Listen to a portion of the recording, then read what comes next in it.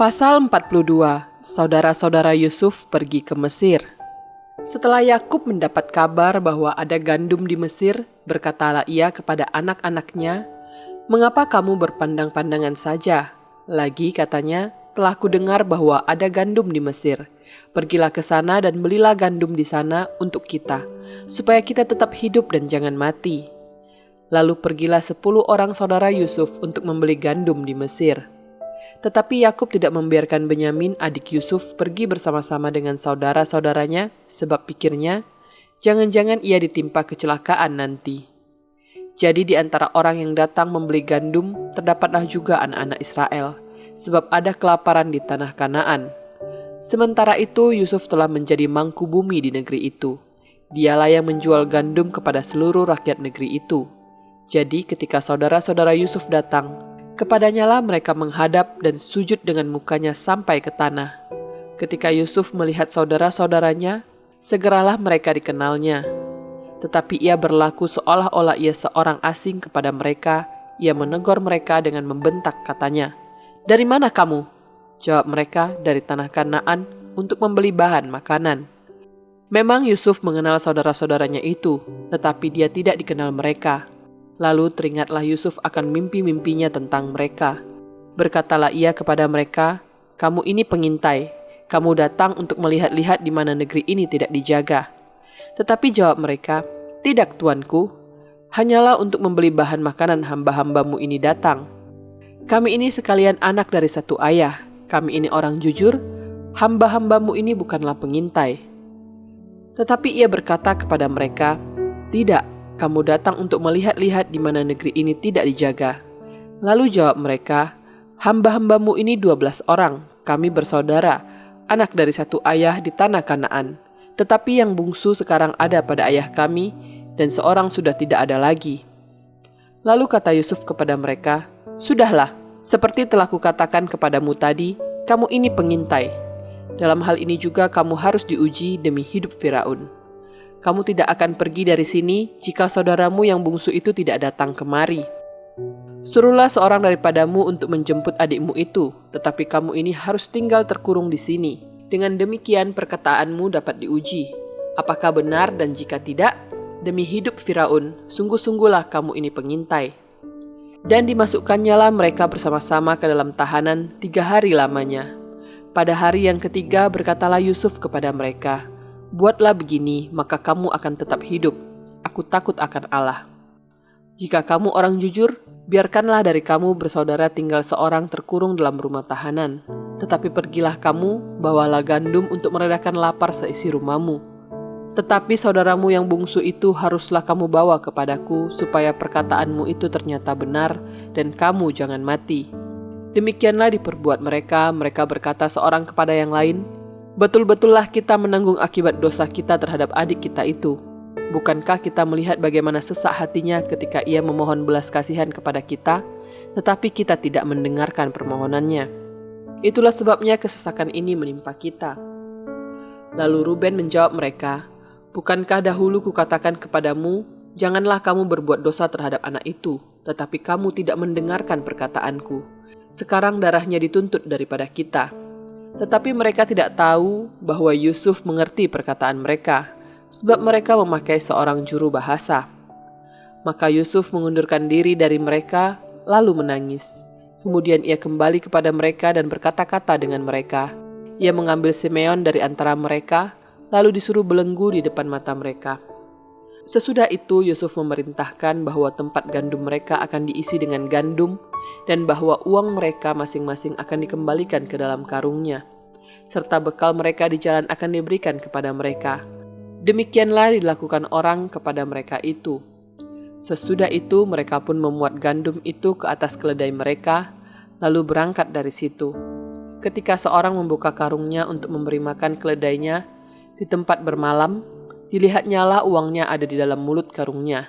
Katanya kepada saudara-saudaranya, "Uangku dikembalikan, lihat ada dalam karungku." Lalu hati mereka menjadi tawar dan mereka berpandang-pandangan dengan gemetar serta berkata, "Apakah juga yang diperbuat Allah terhadap kita? Ketika mereka sampai kepada Yakub ayah mereka di tanah Kanaan, mereka menceritakan segala sesuatu yang dialaminya. Katanya, orang itu, yakni yang menjadi tuan atas negeri itu, telah menegur kami dengan membentak dan memperlakukan kami sebagai pengintai negeri itu. Tetapi kata kami kepadanya, kami orang jujur, kami bukan pengintai. Kami 12 orang bersaudara, anak-anak ayah kami. Seorang sudah tidak ada lagi, dan yang bungsu ada sekarang pada ayah kami di tanah Kanaan. Lalu kata orang itu, yakni yang menjadi tuan atas negeri itu kepada kami, dari hal ini aku akan tahu apakah kamu orang jujur dari kamu bersaudara, haruslah kamu tinggalkan seorang padaku. Kemudian bawalah gandum untuk meredakan lapar seisi rumahmu dan pergilah. Lalu bawalah kepadaku saudaramu yang bungsu itu, maka aku akan tahu bahwa kamu bukan pengintai tetapi orang jujur. Dan aku akan mengembalikan saudaramu itu kepadamu, dan bolehlah kamu menjalani negeri ini dengan bebas. Ketika mereka mengosongkan karungnya, tampaklah ada pundi-pundi uang masing-masing dalam karungnya. Dan ketika mereka beserta ayah mereka melihat pundi-pundi uang itu, ketakutanlah mereka. Dan Yakub ayah mereka berkata kepadanya, kamu membuat aku kehilangan anak-anakku. Yusuf tidak ada lagi, dan Simeon tidak ada lagi. Sekarang Benyamin pun hendak kamu bawa juga. Aku inilah yang menanggung segala-galanya itu. Lalu berkatalah Ruben kepada ayahnya, kedua anakku laki-laki boleh engkau bunuh jika ia tidak kubawa kepadamu. Serahkanlah dia ke dalam tanganku, maka dia akan kubawa kembali kepadamu. Tetapi jawabnya, anakku itu tidak akan pergi ke sana bersama-sama dengan kamu, sebab kakaknya telah mati dan hanya dialah yang tinggal. Jika dia ditimpa kecelakaan di jalan yang akan kamu tempuh, maka tentulah kamu akan menyebabkan aku yang ubanan ini turun ke dunia orang mati karena duka cita. Pasal 43. Saudara-saudara Yusuf pergi ke Mesir untuk kedua kalinya. Tetapi hebat sekali kelaparan di negeri itu. Dan setelah gandum yang dibawa mereka dari Mesir habis dimakan, berkatalah ayah mereka, pergilah pula membeli sedikit bahan makanan untuk kita. Lalu Yehuda menjawabnya, orang itu telah memperingatkan kami dengan sungguh-sungguh, kamu tidak boleh melihat mukaku jika adikmu itu tidak ada bersama-sama dengan kamu. Jika engkau mau membiarkan adik kami pergi bersama-sama dengan kami, maka kami mau pergi ke sana dan membeli bahan makanan bagimu. Tetapi jika engkau tidak mau membiarkan dia pergi, maka kami tidak akan pergi ke sana. Sebab orang itu telah berkata kepada kami, kamu tidak boleh melihat mukaku jika adikmu itu tidak ada bersama-sama dengan kamu. Lalu berkatalah Israel, mengapa kamu mendatangkan malapetaka kepadaku dengan memberitahukan kepada orang itu bahwa masih ada adikmu seorang? Jawab mereka, orang itu telah menanyai kami dengan seksama tentang kami sendiri dan tentang sanak saudara kita. Masih hidupkah ayahmu? Adakah adikmu lagi? Dan kami telah memberitahukan semuanya kepadanya seperti yang sebenarnya. Bagaimana kami dapat menduga bahwa ia akan berkata, bawalah kemari adikmu itu. Lalu berkatalah Yehuda kepada Israel ayahnya, biarkanlah anak itu pergi bersama-sama dengan aku. Maka kami akan bersiap dan pergi, supaya kita tetap hidup dan jangan mati. Baik kami maupun engkau dan anak-anak kami. Akulah yang menanggung dia, engkau boleh menuntut dia daripadaku, jika aku tidak membawa dia kepadamu dan menempatkan dia di depanmu. Maka akulah yang berdosa terhadap engkau untuk selama-lamanya. Jika kita tidak berlambat-lambat, maka tentulah kami sekarang sudah 2 kali pulang. Lalu Israel ayah mereka berkata kepadanya, jika demikian, perbuatlah begini. Ambillah hasil yang terbaik dari negeri ini dalam tempat gandummu, dan bawalah kepada orang itu sebagai persembahan, sedikit balsam dan sedikit madu, damar dan damar ladan, buah kemiri dan buah badam, dan bawalah uang 2 kali lipat banyaknya. Uang yang telah dikembalikan ke dalam mulut karung-karungmu itu haruslah kamu bawa kembali. Mungkin itu suatu kekhilafan. Bawalah juga adikmu itu, bersiaplah dan kembalilah pula kepada orang itu. Allah yang Maha Kuasa kiranya membuat orang itu menaruh belas kasihan kepadamu, supaya ia membiarkan saudaramu yang lain itu beserta Benyamin kembali. Mengenai aku ini, jika terpaksa aku kehilangan anak-anakku, biarlah juga kehilangan. Lalu orang-orang itu mengambil persembahan itu dan mengambil uang 2 kali lipat banyaknya, beserta Benyamin juga. Mereka bersiap dan pergi ke Mesir. Kemudian berdirilah mereka di depan Yusuf. Ketika Yusuf melihat Benyamin bersama-sama dengan mereka, berkatalah ia kepada kepala rumahnya, "Bawalah orang-orang ini ke dalam rumah, sembelihlah seekor hewan dan siapkanlah itu, sebab orang-orang ini akan makan bersama-sama dengan aku pada tengah hari ini." Orang itu melakukan seperti yang dikatakan Yusuf, dan dibawanyalah orang-orang itu ke dalam rumah Yusuf. Lalu ketakutanlah orang-orang itu karena mereka dibawa ke dalam rumah Yusuf. Kata mereka, "Yang menjadi sebab kita dibawa ke sini ialah perkara uang yang dikembalikan ke dalam karung kita pada mulanya itu, supaya kita disergap dan ditangkap dan supaya kita dijadikan budak dan keledai kita diambil." Karena itu mereka mendekati kepala rumah Yusuf itu dan berkata kepadanya di depan pintu rumah, "Mohon bicara, Tuan. Kami dahulu datang kemari untuk membeli bahan makanan. Tetapi ketika kami sampai ke tempat bermalam dan membuka karung kami, tampaklah uang kami masing-masing dengan tidak kurang jumlahnya ada di dalam mulut karung. Tetapi sekarang kami membawanya kembali. Uang lain kami bawa juga kemari untuk membeli bahan makanan. Kami tidak tahu siapa yang menaruh uang kami itu ke dalam karung kami." Tetapi jawabnya, "Tenang sajalah, jangan takut. Allahmu dan Allah bapamu telah memberikan kepadamu harta terpendam dalam karungmu. Uangmu itu telah kuterima." Kemudian dikeluarkannyalah Simeon dan dibawanya kepada mereka.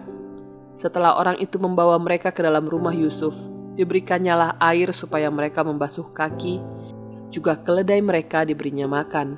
Sesudah itu mereka menyiapkan persembahannya, menantikan Yusuf datang pada waktu tengah hari, sebab mereka telah mendengar bahwa mereka akan makan di situ.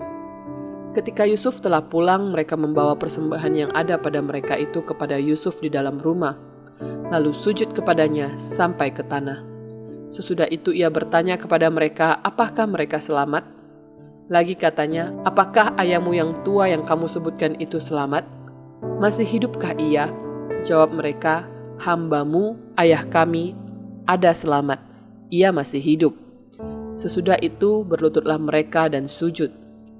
Ketika Yusuf memandang kepada mereka, dilihatnyalah Benyamin, adiknya yang seibu dengan dia. Lalu katanya, "Inikah adikmu yang bungsu itu yang telah kamu sebut-sebut padaku?" Lagi katanya, "Allah kiranya memberikan kasih karunia kepadamu, anakku." Lalu segeralah Yusuf pergi dari situ sebab hatinya sangat terharu merindukan adiknya itu, dan dicarinyalah tempat untuk menangis. Ia masuk ke dalam kamar lalu menangis di situ. Sesudah itu dibasuhnyalah mukanya dan ia tampil keluar. Ia menahan hatinya dan berkata, "Hidangkanlah makanan." Lalu dihidangkanlah makanan bagi Yusuf tersendiri, bagi saudara-saudaranya tersendiri, dan bagi orang-orang Mesir yang bersama-sama makan dengan mereka itu tersendiri. Sebab orang Mesir tidak boleh makan bersama-sama dengan orang Ibrani, karena hal itu suatu kekejian bagi orang Mesir. Saudara-saudaranya itu duduk di depan Yusuf, dari yang sulung sampai yang bungsu, sehingga mereka berpandang-pandangan dengan heran. Lalu disajikan kepada mereka hidangan dari meja Yusuf, tetapi yang diterima Benyamin adalah 5 kali lebih banyak daripada setiap orang yang lain. Lalu minumlah mereka dan bersukaria bersama-sama dengan dia.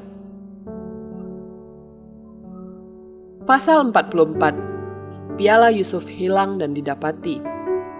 Sesudah itu diperintahkannyalah kepada kepala rumahnya, isilah karung orang-orang itu dengan gandum, seberapa yang dapat dibawa mereka, dan letakkanlah uang masing-masing di dalam mulut karungnya.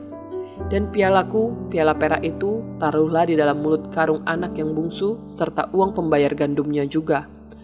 Maka diperbuatnyalah seperti yang dikatakan Yusuf. Ketika paginya hari terang tanah, orang melepas mereka beserta keledai mereka. Tetapi baru saja mereka keluar dari kota itu, belum lagi jauh jaraknya, berkatalah Yusuf kepada kepala rumahnya, "Bersiaplah, kejarlah orang-orang itu, dan apabila engkau sampai kepada mereka, katakanlah kepada mereka, mengapa kamu membalas yang baik dengan yang jahat?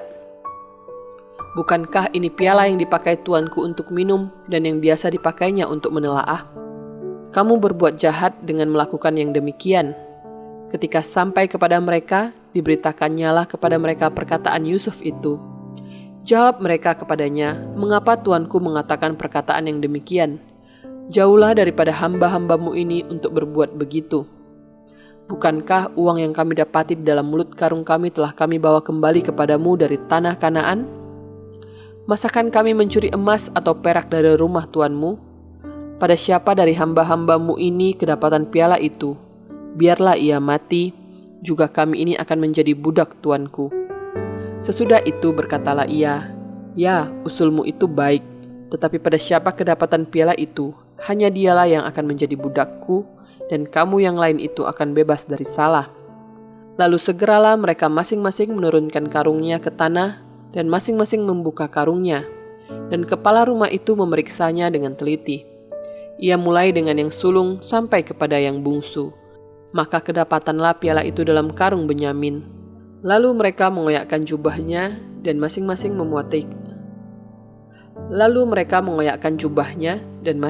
memuati keledainya, dan mereka kembali ke kota.